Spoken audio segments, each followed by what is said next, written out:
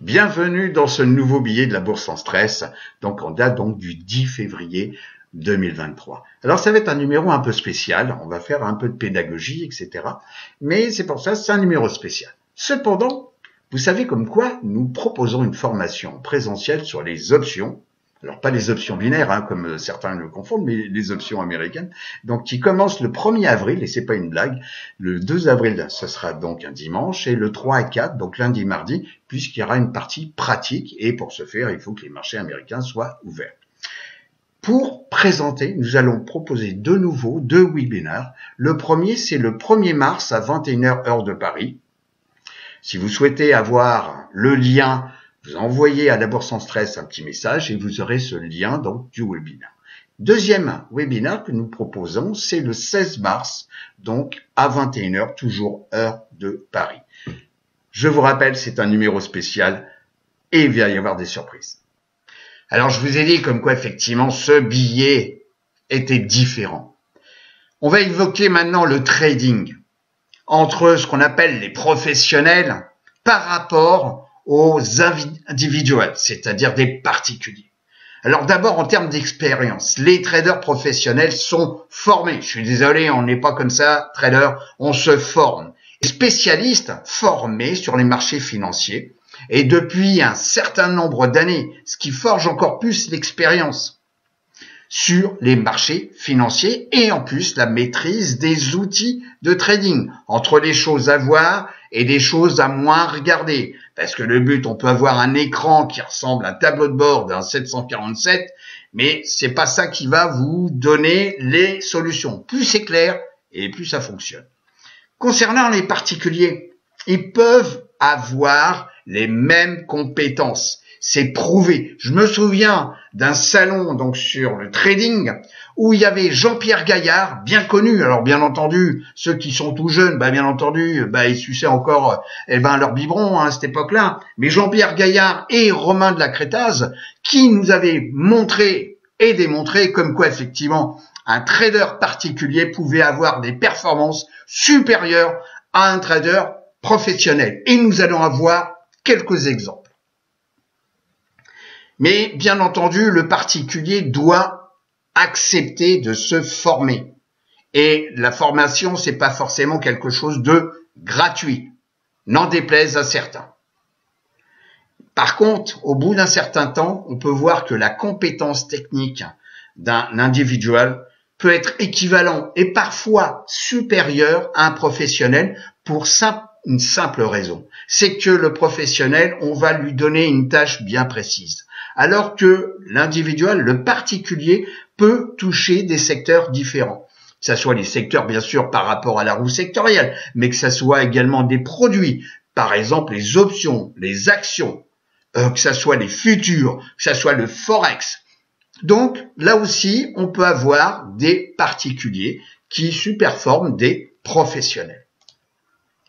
Le money management. Alors ça, effectivement, le professionnel apprend, a appris et continue à se former sur le money management parce que il est en train de gérer un capital et ce capital, c'est son outil et il faut le protéger. C'est ce qu'on appelle la gestion du risque. S'il perd ce capital qui lui est confié, les pros perdent leur emploi. Ça, c'est vrai aussi. Donc, il aurait donc plus facile de se plier à des règles de gestion de l'argent. Et ça aussi, ça s'apprend. Malheureusement, les traders individuels pensent très très souvent, et c'est le problème un petit peu, on l'a vu sur le Forex, on l'a vu sur d'autres produits, pensent comme quoi effectivement, on se focalise sur les gains. Et ça, c'est une erreur monumentale. Il faut toujours se focaliser sur les pertes. Et si on est focus sur les pertes, les gains viendront. Et souvent, beaucoup de débutants prennent, c'est un peu comme l'euro million, le loto, etc. Ou le casino. Voilà, il suffit de faire ça et puis voilà, on va devenir millionnaire. L'image typique de beaucoup de vidéos YouTube à 2 balles où on voit le mec avec la grosse BMW, Mercedes et j'en passe, ou même la Ferrari, etc. Donc avec la toison, machin truc et j'en passe, c'est des meilleurs. Mais tout ça, c'est ces trucs pour attirer, on va dire je vais être méchant, le couillon. Voilà, c'est tout. Mais par contre, pour celui qui veut faire un investissement long terme, il faut apprendre à gérer son risque. Et bien entendu, beaucoup de statistiques donc montrent comme quoi, si on se focalise uniquement sur ceux qui perdent, effectivement, on démontre comme quoi les particuliers sont des très mauvais gestionnaires, etc. Sauf les femmes. Ça, l'expérience nous l'a appris aussi. Donc, tous les traders individuels peuvent atteindre le même niveau que les traders pros. Il suffit de se former. Donc, il faut accepter de passer des années à apprendre et à continuer à apprendre parce que les marchés bougent. Bien entendu, il y a des choses ancestrales qui continuent, qui se répètent, mais il faut continuer à se former. Voilà. Et c'est pas parce qu'on a appris à conduire que voilà, on prend la voiture de course qu'il faut pas remettre 1 an ou 6 mois après ses compétences à faire de la compétition. Et si on supprime des statistiques, alors ça c'est pur. Vous savez, on fait partie d'un club de traders où j'ai fait partie de. Bon, peu importe, on voit que les gens qui sont formés ont des résultats qui, effectivement, si on gère bien, on peut gagner bien plus qu'un professionnel. C'est prouvé. Et donc, les traders individuels, si on vire des statistiques, les traders qui prennent donc les marchés financiers pour des casinos, si on les vire, il ne fait aucun doute que les comptes individuels restants auraient à peu près le même taux de réussite. Donc ça, c'est tant de trades, tant de réussite en termes de pourcentage, que les experts professionnels.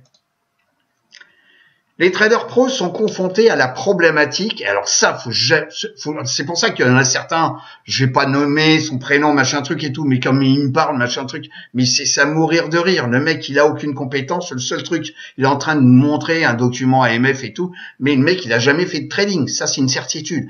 Le problème des professionnels, c'est de rentrer, de sortir donc des positions dues au volume concerné. Parce que entre un compte à 60 000, 50 000 ou 20 000 et un compte à des milliards ou même à 10 millions, 50 millions, on ne rentre pas de la même façon. Que ce soit sur les options, que ce soit sur les actions. Pourquoi? Parce que vous risquez de faire décaler les marchés. Et si en plus, il y a peu de vendeurs ou d'acheteurs, de manière, de toute façon, vous êtes obligé de rentrer plusieurs fois quand vous êtes professionnel, quand vous gérez un hedge fund, quand vous gérez donc un compte, donc pour d'autres personnes, vous rentrez pas comme ça, etc. Parce que si vous mettez un ordre marché et que vous mettez 1 million d'actions, effectivement, vous allez avoir au bout d'un certain temps 1 million d'actions, mais vous aurez passer plusieurs ordres à la fois. Donc temps après temps. Donc à chaque fois, on va vous décaisser, bien entendu, donc les frais de transaction. Alors, ça aussi, c'est quelque chose d'important, c'est que la performance est souvent inversement proportionnelle au capital, et ça, c'est normal. Si vous voulez, en fonction du compte, le pourcentage peut être très, très différent. Déjà parce qu'on rentre pas du tout et on ne sort pas de la même façon, donc on s'y prend à plusieurs fois. Si moi j'ai un petit compte à 20 000 euros, effectivement, si j'ai envie de prendre sans action, je sais pas, AI par exemple, voilà, on va voir un exemple. Ok, je rentre, je sors, je suis malheur, rien du tout, vu le volume moyen, je représente rien. Mais si vous y allez avec, effectivement, un gros compte, où vous avez, je sais pas, 50 milliards de dollars à gérer, effectivement, vous n'allez pas prendre 10 millions d'actions en une seule fois. Voilà. Donc, on va s'y prendre à plusieurs fois, aussi bien en entrée qu'en sortie. Et en termes de gains, c'est pareil. La gestion du risque va être totalement différente. Donc, 40% de gains sur un compte à 60K, effectivement, c'est pas en fonction des conditions de marché, c'est pas une utopie. ça s'est fait, ça s'est reproduit. Mais par contre, si vous avez un gros compte d'1 million, 2 millions, 3 millions de dollars, allez, on prend plus bas pour éviter de faire peur, ok? Eh ben, si vous faites simplement 20% de gains, eh ben, le résultat va pas vous donner, en termes de cash, en termes de monnaie, de dollars, va pas vous donner du tout les mêmes résultats. Voilà, c'est tout. Je prends par exemple la société AI. Alors, c'est pas de la recommandation. Bon. C'est pas de la recommandation, mais la société m'intéresse. Voilà, bon. Mais ce n'est pas de la recommandation. Eh ben, regardez ici. Je suis sur Finviz. Ça aussi, on vous donne des informations à titre gratuit. Ok, ce n'est pas de la recommandation, mais voilà, on vous forme. On n'est pas là à vendre simplement du vent ou etc. On vous forme et on a une compétence. Et si vous regardez simplement sur le volume moyen ici, on a pratiquement 10 millions de volume moyen. Alors si moi je veux acheter 100 actions, ça va représenter que chi, rien, zéro. Je rentre. Je suis totalement inaperçu. C'est pas moi qui vais décaler les marchés, ok? Et le volume, par exemple, du jour, donc ça, c'est au jour d'aujourd'hui, donc j'ai fait la vidéo en plusieurs jours, donc ici, c'était en date de vendredi, donc le 10, eh ben, le volume du jour, c'était 15 millions.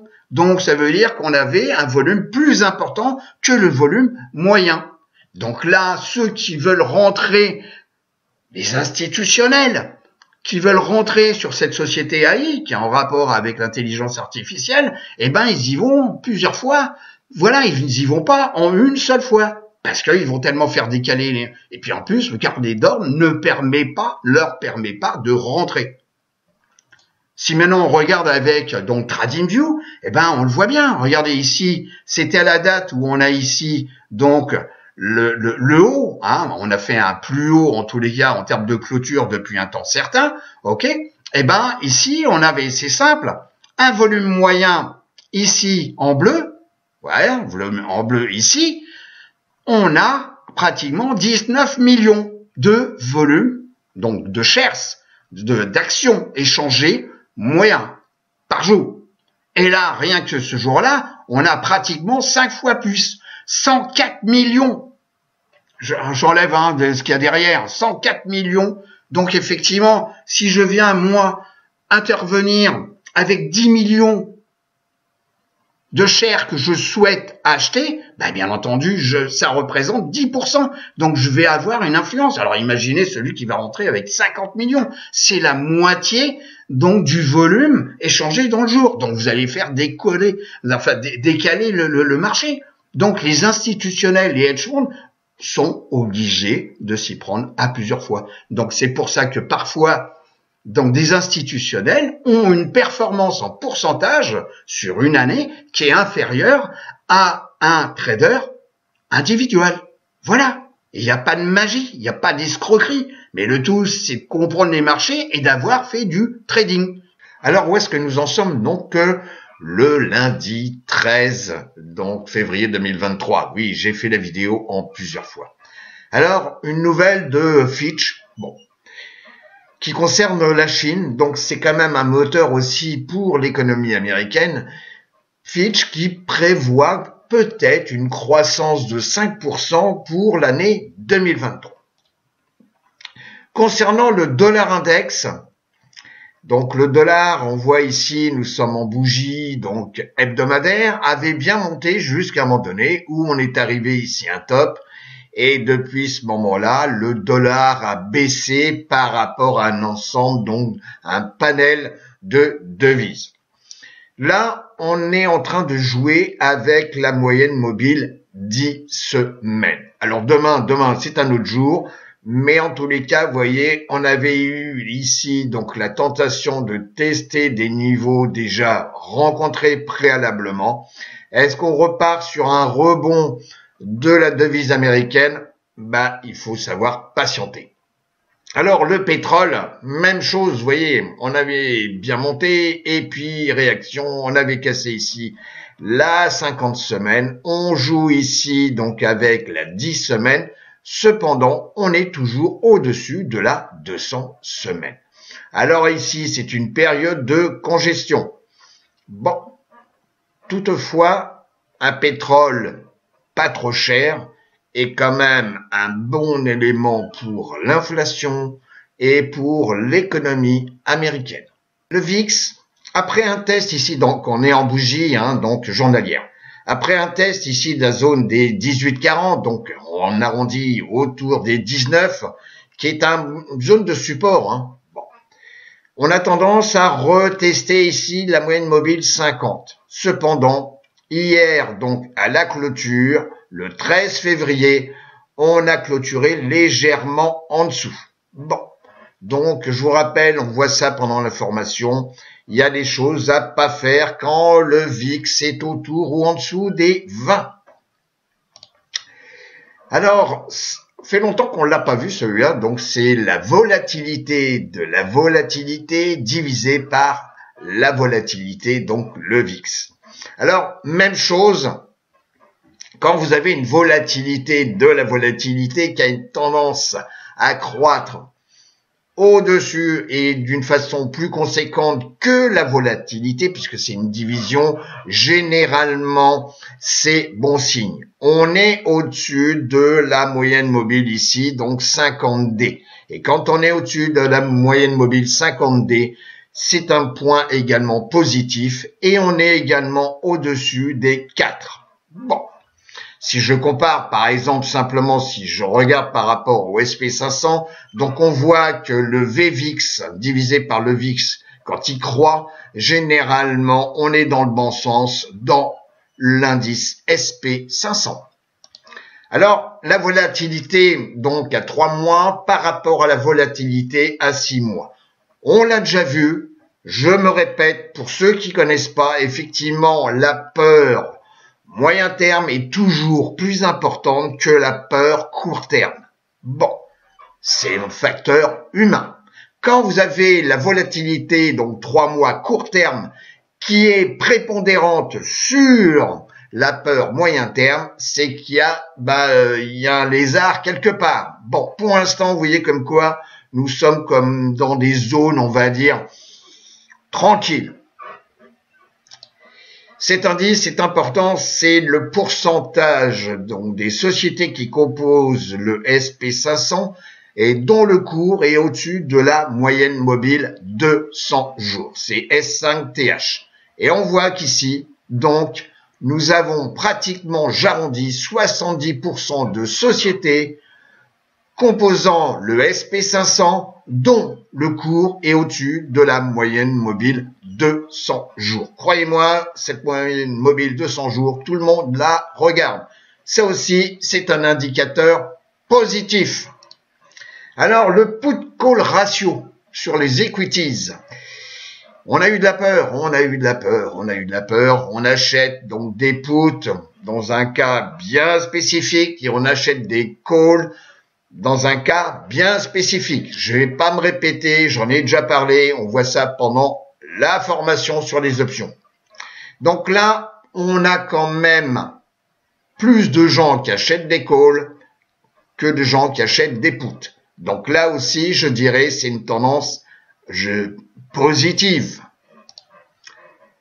Alors, les valeurs de croissance à travers l'ETF VUG, divisé par les valeurs value à travers l'ETF VTV.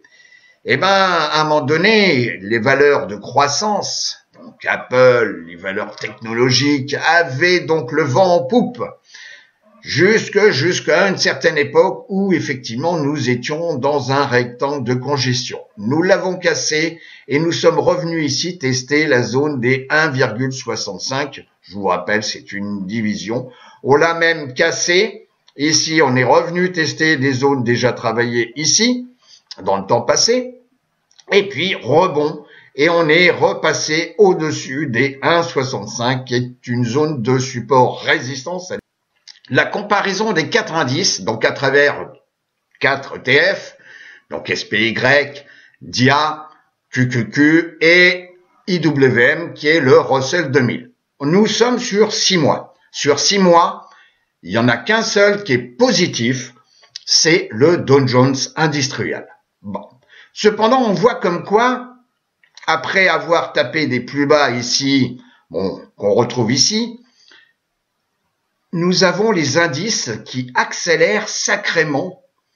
Donc les trois indices, IWM, le SP500, donc SPY, OK, et le QQ, le secteur, enfin en tous les cas, le Nasdaq 100 à travers donc l'ETF. On voit bien que la pente n'a rien à voir avec ici la zone de congestion de DIA. Si je me mets sur 3 mois, eh bien sur 3 mois, les 4 indices sont positifs. Je dirais c'est également extrêmement positif comme indication. Le SP500, bon, on a cassé la moyenne mobile ici 200 jours qui était jusqu'à présent baissière.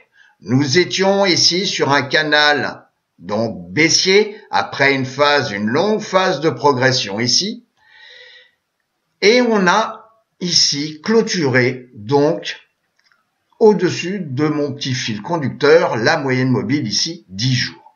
À noter, la moyenne mobile ici est en train de casser à la hausse la moyenne mobile 200. Est-ce que c'est positif? Oui, nous avons ici dépassé les valeurs ici du haut du canal, donc baissier du SP500.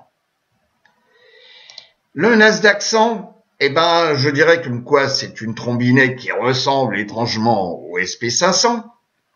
On a cassé ici le haut du canal baissier. On a cassé la moyenne mobile 200 jours. On est au-dessus de la 200, mais la 200, pour l'instant, on est en phase de ce qu'on appelle ici d'accumulation. La moyenne mobile ici, 200 jours, 50 jours, excusez-moi, n'a pas encore cassé à la hausse la 200. Cependant, on a bien clôturé ici au-dessus de la moyenne mobile 10 jours. Positif donc. Le Russell 2000. Le Russell 2000, la moyenne mobile ici a cassé, donc la moyenne mobile 50 jours a cassé à la hausse la 200. La 200 commence à s'aplatir après ici une phase baissière. On a cassé ici ce niveau donc des 1895, j'arrondis. Et on a ici donc le 9, le jeudi 9, on avait cassé à la baisse la moyenne mobile ici 10 jours. On est revenu tester une zone ici, donc des 1905. Réaction, on vient ici vers la moyenne mobile 10 jours, mais pour l'instant, on ne l'a pas encore cassé. Donc, nous sommes ici dans une zone de congestion. Donc, ça nécessite confirmation pour le prolongement de cette tendance, pour l'instant, très court terme, haussière. Alors, les secteurs, donc là, on va regarder sur Stock Chart. Alors, les secteurs, ici, comparés par rapport à eux-mêmes, et ici, je suis ici, donc sur 3 mois. Et vous voyez que sur 3 mois, ils sont tous positifs, sauf l'énergie, qui avait bien monté. Mais tous les autres sont franchement positifs. Donc, sur 3 mois, c'est quand même un élément positif. Si je regarde sur 6 mois, donc sur 6 mois, bah bien entendu, pour faire du 6 mois, il faut avoir confirmation du 3 mois. Sur 6 mois, nous avons ici donc des secteurs qui sont négatifs. Ici, les utilities est négatif. Et ici, le real estate aussi. L'énergie qui avait bien progressé reste sur 6 mois positif à hauteur de 17% de progression. Si je compare maintenant tous ces secteurs, donc je vous rappelle qu'il y a des secteurs en plus par rapport à la roue sectorielle, et ça on en parle donc pendant la formation. On compare ici donc les secteurs par rapport à l'indice de référence qui est le SP500. Et ben, par rapport au SP500, on voit que des secteurs surperforment l'indice de référence, comme les industriels, comme les matériaux de base. Généralement, l'un va avec l'autre. Pour les industriels, on a besoin des matériaux de base. C'est très logique tout ça. Les couches culottes, les staples, la santé surperforment par rapport pas de beaucoup, mais il fait quand même 4% sur, je vous rappelle, 6 mois. Et puis ici, les financières qui surperforment, donc le SP500. Le secteur de la technologie. Eh oui, vous savez très bien que Michael et moi, on regarde énormément ce secteur. Bon. Eh ben, après ici une période baissière, on est venu ici, donc, fin janvier, casser la moyenne mobile de 100 jours. Elle était baissière et là, elle commence à s'aplatir. On a clôturé donc le 13 février au-dessus de mon fil conducteur, la moyenne mobile 10 jours qui est haussière et qui a croisé à la hausse, donc vers le nord, la 50D et ici la 200D. La 50D est en phase donc vers le nord et risque dans un proche avenir de couper à la hausse la moyenne mobile de 100 jours. Donc pour l'instant, on est en phase d'accumulation. Eh ben, on risque bientôt donc de repasser donc dans une phase haussière.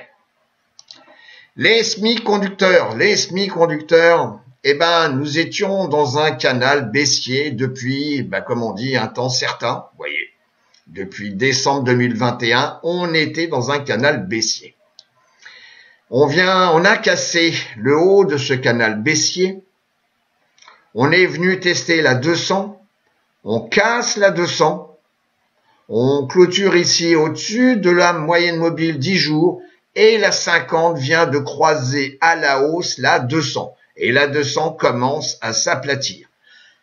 Est-ce que c'est positif? Oui, bien sûr que c'est positif. Un indice important à connaître, c'est tout ce qui est l'intelligence artificielle. Donc je vous ai parlé tout à l'heure donc de IA d'un point de vue graphique, qui est une société.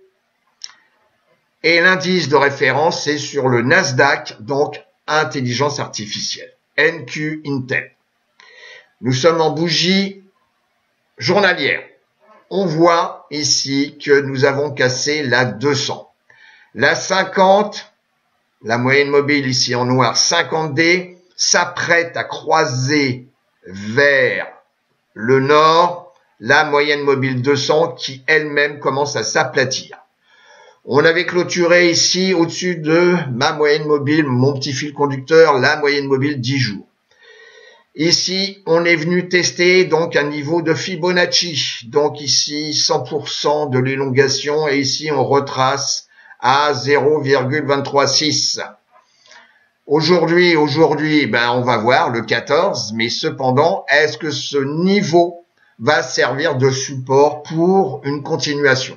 Ce sont les prochains jours qui vont me le dire. Revenons sur notre formation. Donc, si vous souhaitez vous inscrire, vous avez ici l'adresse, https, donc de la bourse en stress.système.io, pour vous inscrire à cette formation Option qui démarrera le samedi 1er avril 2023, et c'est pas une blague. Je vous souhaite une excellente semaine de trading. Désolé, effectivement, pour notre retard et mon retard, j'assume. Je n'étais pas franchement disponible, donc le week-end. Je me rattrape. Je pense que vous avez eu quand même du contenu. Je vous dis à bientôt. Au revoir.